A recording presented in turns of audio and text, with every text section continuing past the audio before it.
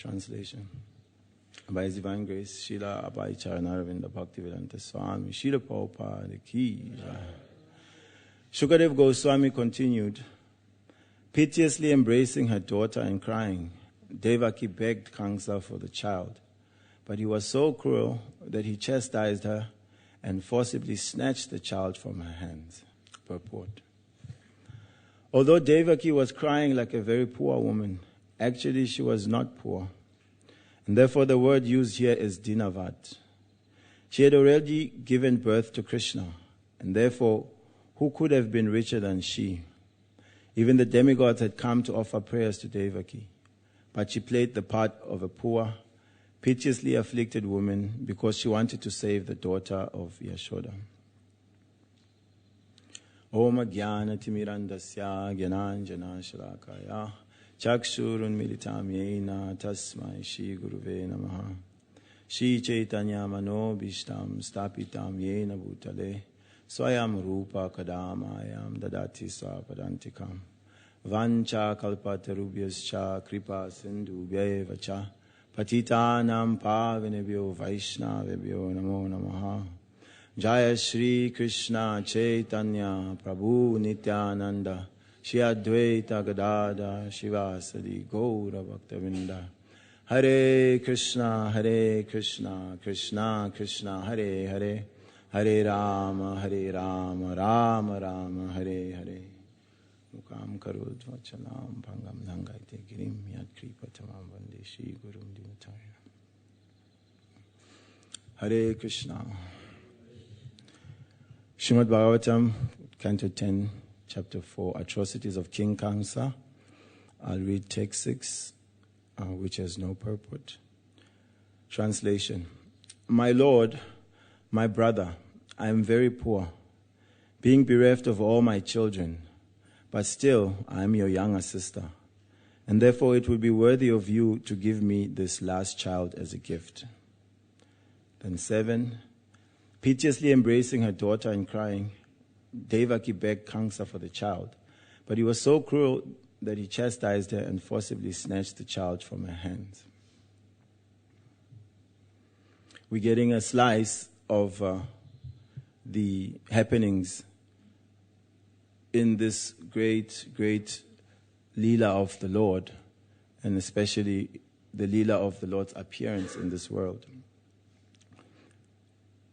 It is very amazing that when we discuss the pastimes of the Supreme Personality of Godhead, we are hearing verse by verse, and speaker upon speaker comes and speaks 40 minutes, an hour, just about a few moments, a few happenings in the pastimes of the Lord.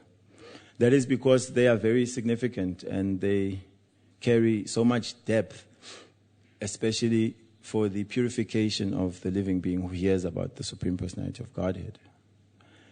This section is very sad because Mother Devaki, who had been imprisoned by her own brother, Kamsa.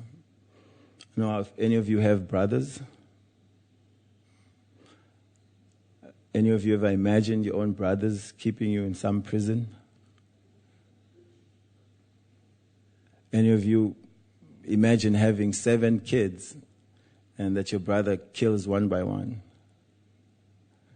No, we haven't gone through such types of traumas. Mother Devaki went through all of this. Child after child, her own brother was killing the children. And at this point, the Lord has appeared. And both Devaki and Vasudev got the chance to have that darshan. They were very pleased. And at the same time, very concerned. Kamsa has been murdering our kids in such a vicious way. Now we have that child whom we've been praying for lifetime after lifetime. And they were worried for his safety. And the Lord, understanding the core of their hearts to serve him as their child and protect him, he performed such a wonder that Everyone in the prison cell in the palace fell asleep. The huge gates opened. Shackles fell out of their hands, and Vasudeva was able to take the child to Vrindavan. Already in the mind of the conditioned soul, there's so much room for doubt. There's a very bad phenomena going around that when the discussion about Krishna's pastimes comes up, well, people like to say, well, that's Hindu mythology. But when on television, one man or the other, bat or spider or super or iron, all these types of men, they can do all sorts of things, and that is quite accepted in the households. The children are encouraged to adorn such paraphernalia resembling these superheroes. And because of the influence of that industry, then the real superhero seems to be a fairy tale. But the Supreme Personality of Godhead is the origin of all mystical power. Vasudeva took the child Krishna to the house of Mother Yashoda and exchanged him for the daughter of Yashoda. And this is that daughter that, upon returning into the cell, the child was crying, and Kamsa heard the cries. Soon as you'd hear the cry, there's time to come and kill the child. And she's appealing to him, addressing him, my Lord. So we'll take a step to understand who Kamsa is, if it is actually even possible to understand Kamsa. So Kamsa, most of the time it's understood that he's the son of Ugrasena and Padmavati. But Padma Purana quotes Brihad Bhagavatamrita about actually Kamsa is not the son of Ugrasena and Padmavati. That at some point when Padmavati had recently been married to Ugrasena, she went to live at the house of her father. His name was Satya Sena. And while she was there, one evil-minded man, unscrupulous man, had affection for her, wanted to have her in some way. So his name was Trumila.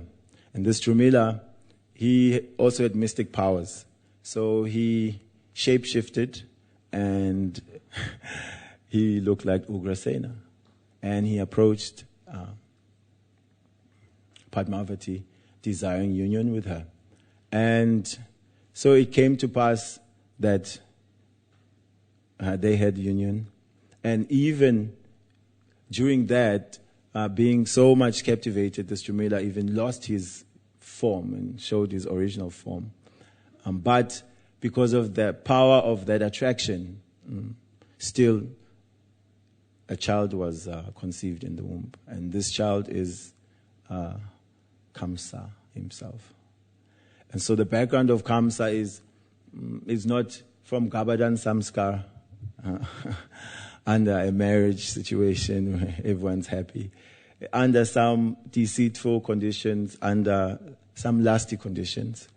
And therefore, it is no wonder that he's so evil-minded, so cruel.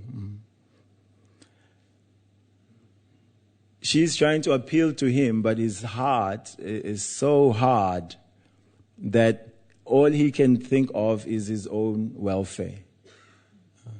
Your children, Narada Muni told me, it's not necessarily the 8th child counting from 1 to 8. It could be some other type of counting, because the demigods are very tricky. So I will kill all of them. She is trying to appeal to him that, you know, I'm your brother. And you have already killed so many of my children. And this child is actually a girl child. She's not male. So you don't have to fear this child. And even just on the the social platform in the Vedic customs and in that culture, the women, what to speak of the children, the elderly, are meant to be protected. In this case, Kamsa is harassing his own sister and wants to kill her girl child. What is wonderful to note is how Devaki wanted to protect this child because she understood it was Yashoda's child. She's so saintly that she was thinking that I've lost so many children. Now this one has come. It's a girl, belongs to Yashoda. We've exchanged ours. How can I allow Kamsa to kill this one? So she's begging him. You see this type of consideration also when Yudhishthira Maharaj had come across all his brothers who had died from drinking from that one lake where that Yaksha was, Mahabharata describes. And so that Yaksha wanted Yudhishthira Maharaj to answer some questions, which he obliged and answered correctly. And his brothers, he had a choice. Okay, which one would you like to revive first?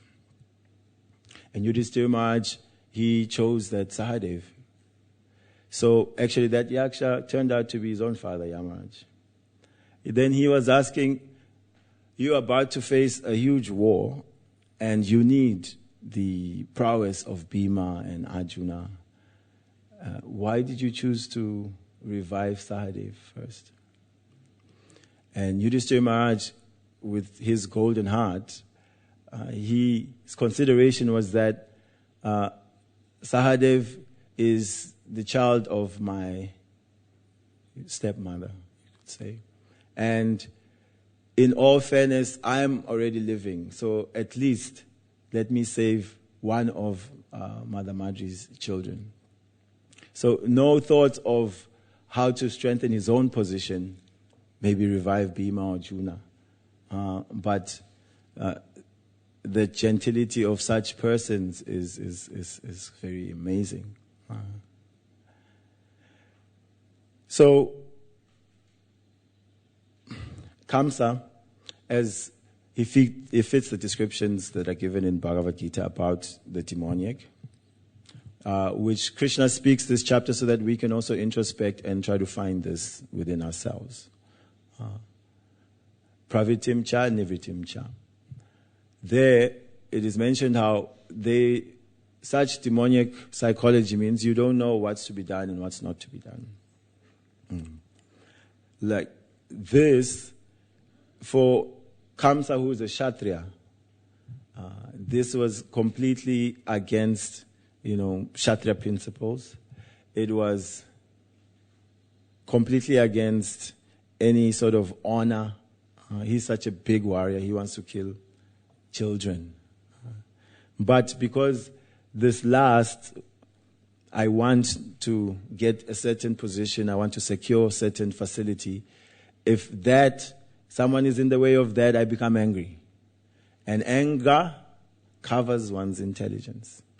He is acting blindly. And she's trying to sort of appeal to that nice Kamsa, everyone is a spirit soul. Everyone is a pure servant of God, eternal. So there's a nice devotee in everyone is. But there's these layers that are covering. She tried to cling to the child. Now Kamsa, he is so powerful. After all this tapasya, why he is the chief demon is not that there was a vote somewhere. They elected him. Okay, Kamsa, you look much, muscular than the rest of us. Your hairstyle is nicer. Therefore, you become the king demon. No, to become the biggest demon, the leader of the demons, he had to subdue other demons. So he had defeated, very powerful demons. Putana, all these Agasuras were very powerful. It's related how even his strength was respected by Jarasandha. Jarasandha was having his own lila by some river, and Jarasandha, he had many elephants, war elephants. And one such war elephant is the famous Kuvalayapida, because Krishna eventually killed him. He became famous. And this Kuvalayapida said that he was as strong as 10,000 of such war elephants. And what they do, they give them some type of intoxication just to keep them angry and violent. So one day it happened that he broke free from how he was tied down somewhere. He broke free. And Kamsa happened upon this mad elephant that was tackling everything. And he tackled this elephant and threw it a couple of miles away. And so Jarasandha, upon seeing that, because amongst Kshatriyas or even the demoniac, might is right. So this guy, he's really tough. How he handled my elephant. So he could understand that I need to become an ally with him. So like that, Jarasandha accepted him and even gave 2 of his daughters to him for marriage and gave this elephant as dowry. So he's very, very powerful, very, very feared person. And so now Devaki is trying to cling on to the child, and Kamsa just forcibly snatches the child. Small baby, he's holding by the legs, and he wants to smash on the floor. It's explained then what happens later. That child was no ordinary child. So one point that is brought up by Srila Prabhupada in the purport, which I thought is such a small purport, is that, so Devaki was crying like a very poor woman. Actually, she was not poor. She had already given birth to Krishna. Therefore, who could have been richer than she? This is the opulence of the devotees, that they possess love for Krishna, and therefore that love for Krishna is everything. Nothing can be compared to that. Sometimes it is mentioned that people worship the demigods, especially Shiva, so that they gain wealth. And they feel that if we worship Vishnu, we may become poverty-stricken. Obviously, because there is a Leela that says when the sages wanted to know who was the topmost person in the universe, then they elected Bhrigu Muni to conduct a test. And he went to see his own brother Shiva. He went to see Brahma, who was his father, and then to Vishnu. When he went to Shiva, Lord Shiva was very happy to see him. He came to embrace him, and Bhrigu Muni just kind of ducked and, curled his lips as if, sis, yak, who are you to embrace me? And Shiva, he became enraged. He's his younger brother. This guy is becoming so puffed up, he wanted to kill him with his trident. So Bhrigu Muni noted, okay, he's got anger issues. And he left to go and see Lord Brahma. Lord Brahma is his father. So the etiquette is he should offer his respects to his father. So he just walked in, didn't offer any respect to Brahma, and started to talk to his mother. And so Lord Brahma noted this. So he also became affected by that. He became angry. So he could see, okay, he's also catching feelings that I didn't respect him, so he must not be the supreme. And then he went to see Lord Vishnu, and Lord Vishnu was lying down in some yoga nidra, and he was receiving very nice massage on his lotus feet. And Bhrigu Muni, when he entered, he just went and kicked the Lord on his chest. Boom. And Lord Vishnu came out of that slumber and immediately apologized. Oh, my dear Bhrigu, I'm so sorry that your soft lotus foot had to kick such a hard chest. Please allow me to massage your feet, because today is such an auspicious day that your lotus feet have come to my residence and I can get the dust from your feet. I am blessed. And Bhrigu could see, well, now we're dealing with another type of consciousness. He understood who Vishnu was. But Lakshmi Devi, she noted, this is madness, craziness. This Bhrigu just comes here, kicks my Lord. And so it is said that from her displeasure, she thought these brahmanas have become very puffed up. Therefore, I will never favor them. So Lakshmi then apparently stays a little bit far away from brahmanas. So people feel that if I worship Vishnu, maybe I'll be subject to that curse. But we know that the devotees of Krishna are not just brahmanas. Vaishnavas is above. And so the Lord, He's taking away the material desires of the devotees. Therefore, they become poor in material desires.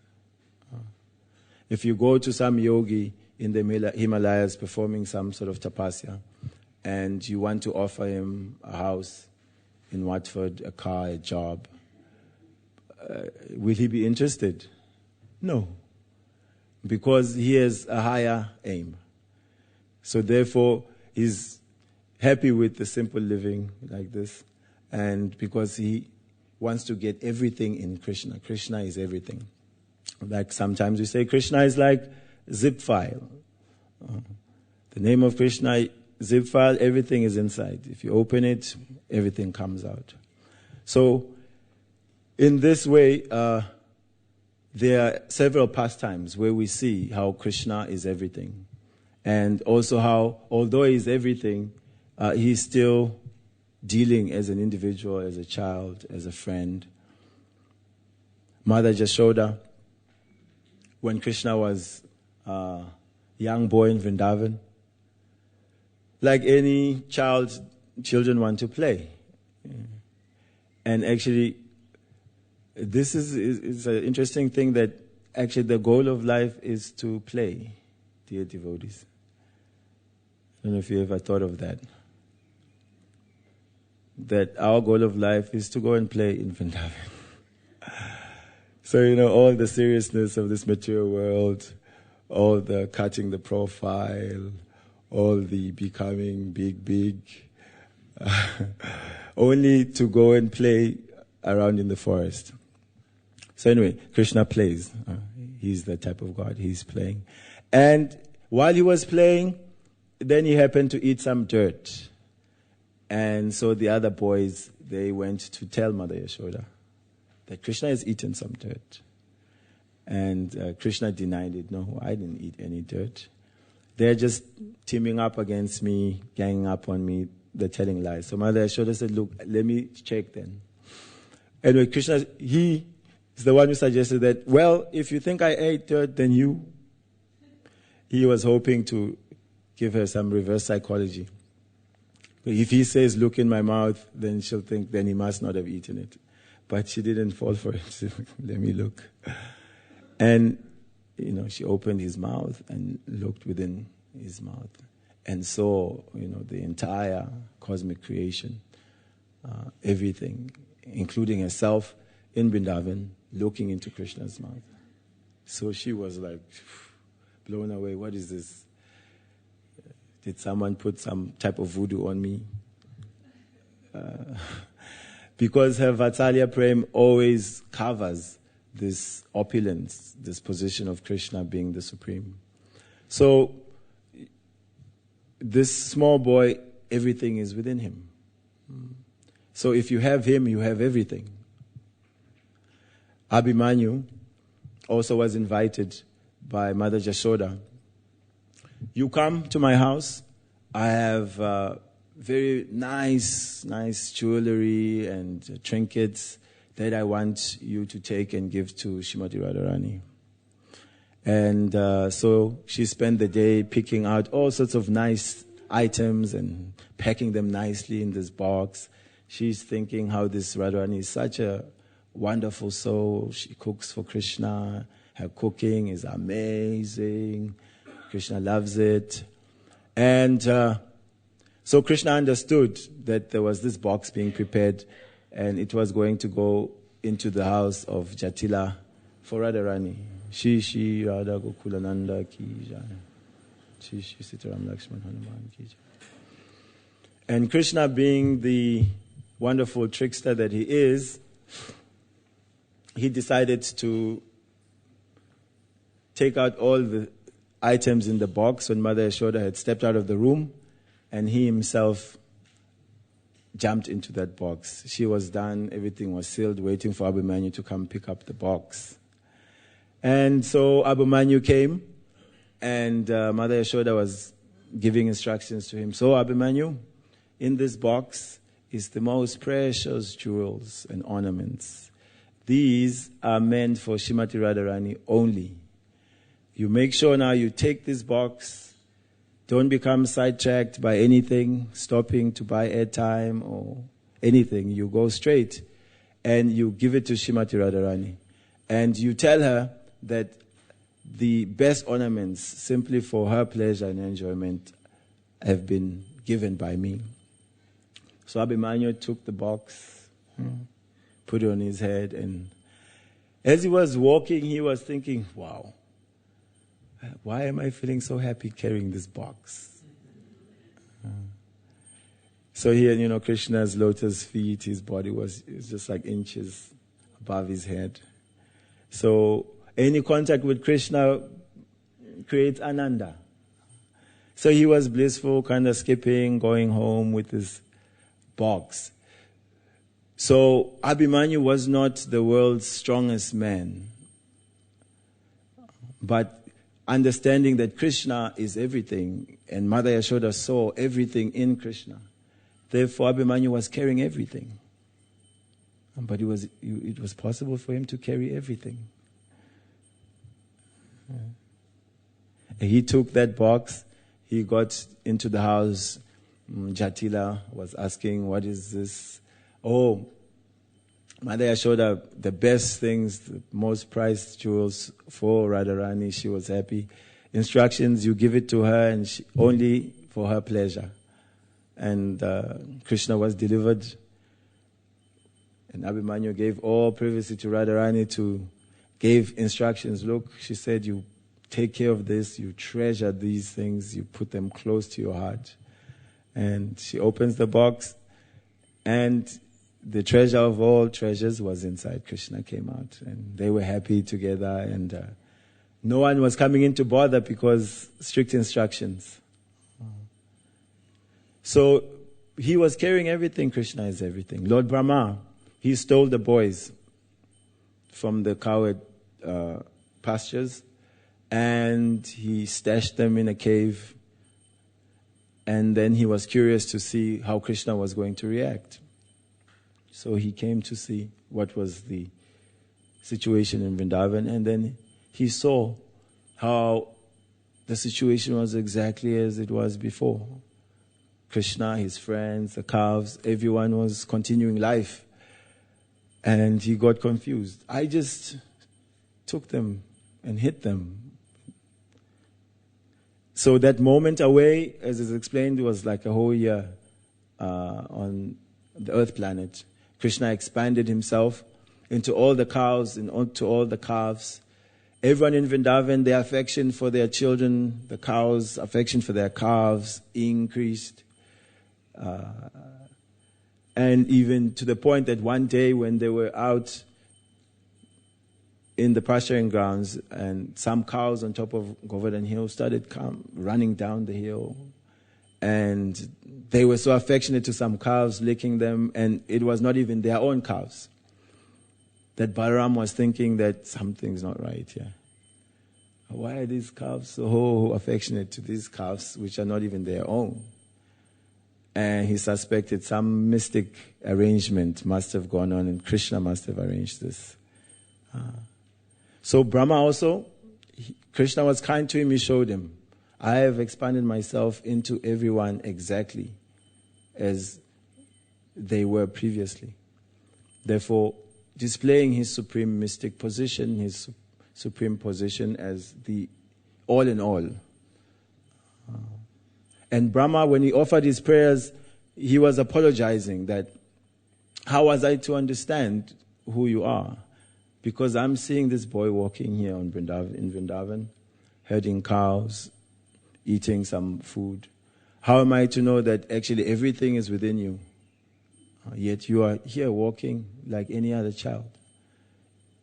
He said, I'm just like a child in the mother's belly. So the child sometimes kicks. It's not that the mother gets annoyed, hey, and punches the stomach. No, they become happy, still alive and growing. So Brahma was appealing like this. You are inside everything, yet you are outside of everything. And I'm just like that child in your belly. How am I to understand you who are everything? So Devaki was carrying this very Lord in her own womb. And this was recognized by the demigods. They had come into the jail cell. Even Kamsa saw, this lady is so effulgent and just looking so amazing. He could also understand she must be carrying the Lord. So why is she crying so piteously, like she's so poor and without any asset, when already she had given birth to Krishna? So Srila Prabhupada is explaining that we should not consider that actually she was in that position of poverty, having given birth to Krishna, but that also she was more inclined towards trying to save the daughter of Yashoda. I've lost my kids. Now this Kamsa wants to kill Yashoda's child. So we are also encouraged by such pastime that we should keep the main thing the main thing. In this case, the main person the main person. So Krishna is the main person. He is the source of our very existence. He is the life of all living beings. And He is the love and the lover that we're looking for. So if we keep our consciousness fixed at His lotus feet in His service, then no matter what material nature, with all its cruel arrangements, adibhotik klesha, adhyatmic klesha, whatever klesha you can come up with, we won't feel a lack, because we will understand that we have the privilege of being able to serve Krishna, who is everything. Srila Prabhupada ki jai. Granth Srimad Bhagavatam ki jai. Gaur Premanandi Haribo.